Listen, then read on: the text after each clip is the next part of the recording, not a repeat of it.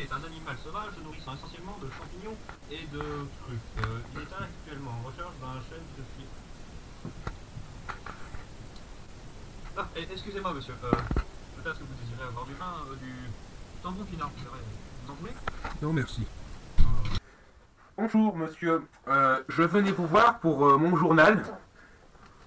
J'ai quelques questions à vous poser à propos des parrainages pour l'élection présidentielle. Allez-y, je vous écoute. Alors ma première question sera pourquoi des parrainages et quelles sont leurs utilités? Eh ben en fait, c'est très simple. Ça sert à faire en sorte qu'il n'y ait pas trop de candidats à la présidentielle et donc une trop grande disparité dans les voix. Et puis aussi, il faut savoir, mon monsieur, qu'une campagne d'élection, ça coûte assez cher, disons quelques millions d'euros par personne. Alors vous voyez, ça sert aussi à ne pas plomber les caisses de l'État. Et depuis quand ce système existe-t-il en France? Ça existe depuis bien longtemps, vous savez. Et puis on s'est rendu compte très vite du surnombre de candidats. Donc ensuite, combien de parrainages pouvez-vous accorder? Seulement un, parce que sinon ça donnerait trop de parrainages et les parrainages ne serviraient plus à rien.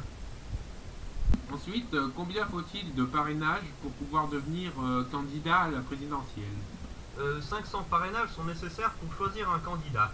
Il faut savoir aussi qu'en 1976, il n'en fallait que 100. Oui.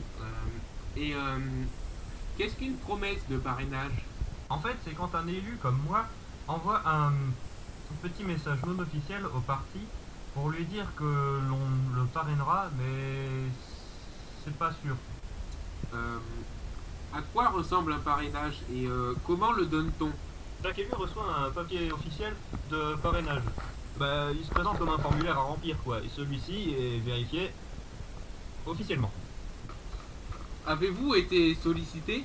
Et comment?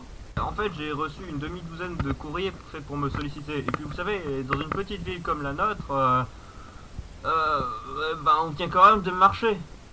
Donc, qui sont les personnes qui viennent démarcher et quelles sont leurs altitudes avec des élus comme vous? Souvent des militants du parti politique ou alors des élus représentants. Mais certains insistent beaucoup et deviennent vraiment très désagréables. Et les parrainages donnés sont-ils anonymes? Ah non, ils sont publiés officiellement. Ça crée des problèmes et certains opposants ont déjà forcé un maire à démissionner, figurez-vous. Ça n'arrivera pas. Y a-t-il des fraudes dans ce système de parrainage? Non, je crois pas. Vous savez, tout est officiel. Et puis, chaque maire a un seul papier à chaque maire ou élu, bien sûr, excusez-moi pour ce cafouillage, mais chaque maire ou élu a un seul papier de parrainage à remplir. Et puis, y a que lui qui peut le remplir. Un oiseau mort!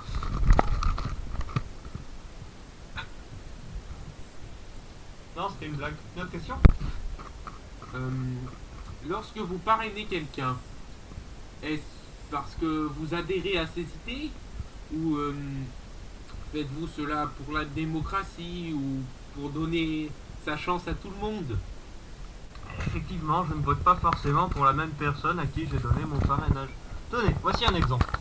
Et il m'est arrivé une fois que j'ai parrainé une dame pour qu'il y ait au moins une dame candidate parmi les candidats. Mais j'ai pas voté pour elle. Bon, eh bien, merci pour ces questions. Ce sera tout, je vous laisse tranquille. Au revoir, monsieur.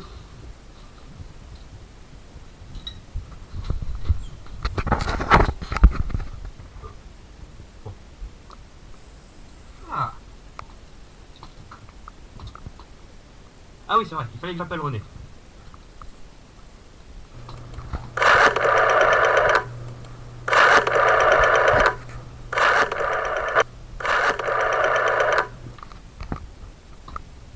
Allô? Allô René? Tu m'entends? Ouais, c'est moi, le maire de Pétaouchnok sur Jabron. Ah pardon, excusez-moi, je me suis trompé de numéro. Au revoir!